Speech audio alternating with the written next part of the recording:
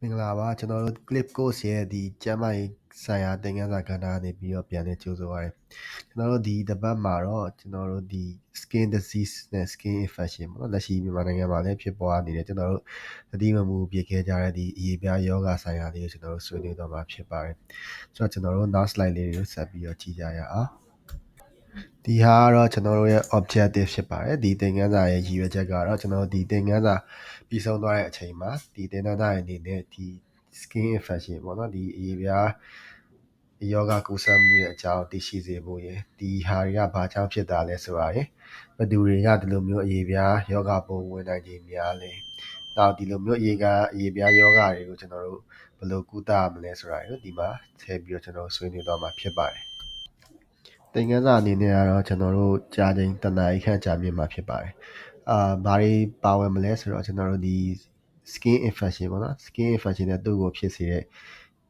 အကြောင်းအရာတွေပေါ့နော်ဒီအရေးပြားယောဂကူးစက်မှုအကြောင်းတွေပါမယ်နောက်တစ်ခါဘယ်လိုအုပ်စုတွေကပိုကူးစက်နိုင်ရခြင်းများလဲဘယ်လိုအုပ်စုတွေက risk group risk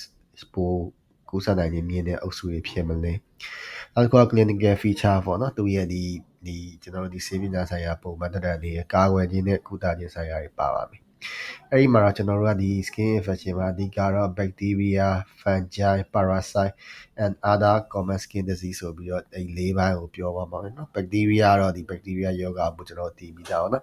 fungi ကကျတော့မှိုကြောင့်ဖြစ်တဲ့အရေးပြားယောဂ parasite ကကျတော့ဒီအရေးပြားမှာကပ်ပါပိုးနေတဲ့ပိုးကူးစက်တာဖြစ်ပြီးတော့ဒီ other common skin disease ကလက်ရှိကျွန်တော်တို့တွေ့ဆုံနေရှိအဖြစ်များတဲ့အရေးပြားယောဂတွေကိုဆွေးနွေးသွားမှာဖြစ်ပါတယ်ဗျအဲ့တော့သင်ခန်းစာကိုကျွန်တော်တို့ discussion လေးနဲ့စလိုက်ပါမယ်။ဘာနဲ့လဲဆိုတော့ကျွန်တော်မေးခွန်းလေးပါဒီ what are skin infection ပေါ့နော်။ skin infection ဆိုတာဘာလဲပေါ့နော်။သင်ဘယ်လိုနားလည်လဲဆိုတာကိုကျွန်တော်တို့ဒီအောက်က discussion လေးမှာစဉ်းစားပြီးတော့စူးစမ်းပြီးဖြေပေးပါအောင်။ဆိုတော့ဒီကျွန်တော်တို့အရေးပြားယောဂပိုးကူးစက်မှုနဲ့ပတ်သက်ပြီးတော့ပြောရမယ်ဆိုရင်တော့ skin infection ဆိုတာတော့ကျွန်တော်ရိုးရှင်းပါတယ်ဒီကျွန်တော်တို့အရေးပြားပေါ့နော်ခန္ဓာကိုယ်မှာအရေးပြားရှိတယ်အရေးပြားသည်လည်းသူ့ဟာသူတော့အထိုင်လျောက်ဒီယောဂပိုးတွေမဝင်လာတော့ဒါစီးပြီးဒါပေမဲ့ infection skin infection ဆိုတဲ့ဟာကတော့ဒီအရေးပြားတွေကိုကျွန်တော်တို့ဒီယောဂပိုးတွေဝင်သွားတာပေါ့နော်။ဘာကြောင့်ဝင်လဲဆိုတော့ဒီအရေးပြားရဲ့ပေါက်ပြဲမှုအကြောင်းတစ်ခုခုသို့မဟုတ်အနာတစ်ခုခုဖြစ်ရနေပြီးတော့ဒီယောဂပိုးတွေကဝင်ရဖို့အခွင့်အရေးရရှိပါတယ် skin infection ဖြစ်ပါတယ်အဲ့တော့ဘာကြောင့်ဖြစ်လဲဆိုတော့၃ချက်တော့အခြေခံအဖြစ်စဉ်းစားလို့ရတယ်ကျွန်တော်တို့ဒီ moist ဆိုတော့ဒီကျွန်တော်တို့စိုထိုင်းစားမြင့်တယ်ပေါ့နော်ကျွန်တော်အရေးပြားမှာစိုထိုင်းစားမြင့်တဲ့နေရာတွေရှိတယ်နောက်တစ်ခုကဒီအဝလွန်လာရင်ကျွန်တော်တို့ဒီအစီကောက်တွေဂျားလေးတွေမှာသူကစိုထိုင်းစားလေးတွေဖြစ်နေတယ်ကျွန်တော်တို့ပေါင်ချန်ဂျိုင်းကြားစသဖြင့်ပေါ့နော်ဒီစိုထိုင်းစားရှိတဲ့နေရာလေးမှာယောဂပိုးကပေါက်ဖွားလေရယ်ကူးဆက်လွယ်တယ်ပေါ့နော်နောက်တစ်ခုကကျွန်တော်blood supply နေတဲ့နေရာเนาะကျွန်တော်ခန္ဓာကိုယ်ပုံမှန်အဖြစ်ဒီသွေးတွေကသွေးလွတ်ကြောတွေကနေဆင်းပြီးတော့သွားနေတယ်ဒါပေမဲ့တချို့ဒီသွေးမရောက်နိုင်တဲ့နေရာတွေအကြောင်းကြောင့်ယောဂတစ်ခုခုကြောင့်သွေးမရောက်နိုင်တဲ့နေရာတွေအဲ့လိုနေရာတွေမှာဆိုရင်တော့ကျွန်တော် skin infection ဖြစ်တတ်တယ်နောက်တစ်ခုတော့ကိုယ်ခံအားပေါ့နော်ကိုယ်ခံအားနည်းတဲ့သူတွေမှာတော့ဒါကျွန်တော်တည်ပြီးသားเนาะကိုယ်ခံအားနေတဲ့သူတွေဆို infection ဆိုတဲ့ယောဂပိုးရနိုင်ခြင်းများတယ်ပေါ့နော်အဲ့တော့ဒီ skin မှာလည်းအဲ့လိုပဲပေါ့နော်ကိုယ်ခံအားနေတဲ့သူအုပ်စုတွေမှာဒီရေပြားယောဂပိုးကူးစက်မှုများနိုင်ပါတယ်အဲ့တော့ဒီကျွန်တော် skin infection လို့ပြောရင်ကျွန်တော်ကဒီအပေါ်ယံမှာပဲဖြစ်တဲ့တွေ့ရတဲ့ skin infection လည်းရှိတယ်လို့ကျွန်တော်ဒီခန္ဓာဒီအရေပြားအောက်ပိုင်းထိရောက်ရှိသွား skin infection ဆိုပြီးတော့ကျွန်တော်တွေ့ရတတ်ပါတယ်ဒီအောက်မှာကျွန်တော်ဒီ matching game လေးပေါ့နော်ဒီ skin infection ကဘာတွေကဖြစ်စေလဲဆိုတော့ matching game လေးကိုခြာပေးထားတယ်ပေါ့နော်ကျွန်တော်တခြားလေးစဉ်းစားပြီးတော့ချိတ်ဆက်ကြည့်ပေးပါဦးကျွန်တော်တို့ next slide မှာတော့အဲ့ဒါရဲ့အဖြေလေးပြန်ပြီးဆွေးနွေးကြပါမယ်အဲ့တော့ skin infection ကိုဖြစ်စေတဲ့၄မျိုးပေါ့နော်ကျွန်တော်တို့ bacteria ဆိုတဲ့ယောဂပိုးပေါ့နော်ယောဂပိုးကူးစက် bacteria ယောဂပိုးတွေဝင်တာဖြစ်တယ် virus လို့ခေါ်တဲ့ virus ပိုးတွေဝင်တာဖြစ်တယ် fungi လို့ခေါ်တဲ့မှိုပိုးတွေပေါ့နော်ဒါတွေဝင်တာဖြစ်တယ် parasite လို့ခေါ်တဲ့ကပ်ပါပိုးပေါ့နော်အဲ့တော့ bacteria ကြောင့်ဖြစ်တာတွေကကျွန်တော်တို့ကြားဘူးကြတဲ့ cellulitis impetigo staph ပေါ့နော် staph infection တွေပေါ့နော်အဲ့ဒါတွေက bacteria ပေါ့နော် virus ဆိုရင်တော့လည်းကျွန်တော်တို့ကြားဘူးကြလိမ့်မယ် shingles ဆို wasp ဆို herpes simplex ဆိုတော့ဒါတွေက virus အုပ်စုကြောင့်ဖြစ်တဲ့အရေးပြားယောဂပိုးကူးစက်မှုဖြစ်ပါတယ် fungi ရဲ့အောက်မှာဒီ Aedes food တို့ yeast infection ပေါ့နော်ဒီမှိုကြောင့်ဖြစ်တဲ့ယောဂပိုးမျိုးစားတွေပါဝင်တယ်ဒါတွေကိုနောက်မှကျွန်တော်အကျယ်ဆွေးနွေးသွားပါမယ် parasite ရဲ့အောက်မှာတော့ body list head list ပေါ့နော်နောက်တစ်ခုကကျ scabies ပေါ့နော် scabies ကနာမည်ကြီးရဲ့ဖြစ်ပွားမှုလည်းများကြတယ်ပေါ့နော်ဒီ scabies ဝဲယောဂဆိုပြီးတော့ရှိရ bodyless helix ကကျွန်တော်ဒီခွေးတန်းကြောင်တန်းလိုမျိုးလေးရနေပြီးတော့ parasite ကပါပိုးအနေနဲ့လောက်တာမျိုးလေးဖြစ်ပါတယ်နောက် slide လေးကိုကြည့်ကြရအောင် Okay ကျွန်တော်တို့ဒီမှာတော့ multiple choice လေးပေးထားပါတယ်ကျွန်တော်တို့ဒီဘယ်သူတွေကဒီ skin infection ပို့ပြီးတော့ဖြစ်နိုင်လဲဆိုတာကိုမေးထားတာပါစူးစမ်းပြီးဖြည့်ကြည့်အောင်ကျွန်တော်တို့နောက် slide လေးမှာအဖြေကိုဆက်ပြီးတော့ဆွေးနွေးပါမယ်เนาะဆိုတော့ဒီမှာစောစောရဲ့မေးခွန်းရဲ့အဖြေလေးပေါ့နော်ဘယ်သူတွေက skin infection ပို့ပြီးတော့ရနိုင်ခြေရှိတယ်ဆိုတာကိုဆွေးနွေးထားပါတယ်ဆိုတော့ကျွန်တော်တို့ရှေ့ဆုံးမှာပြောခဲ့လို့ပဲပေါ့နော်ကျွန်တော်ဒီသွေးလှည့်ပတ်မှုအားနေတဲ့နေရာတွေပေါ့နော်အဲ့လိုမျိုးအဲ့တော့သွေးလှည့်ပတ်မှုအားနေတဲ့သူအုပ်စုတွေပေါ့နော် poor circulation ဖြစ်တဲ့အုပ်စု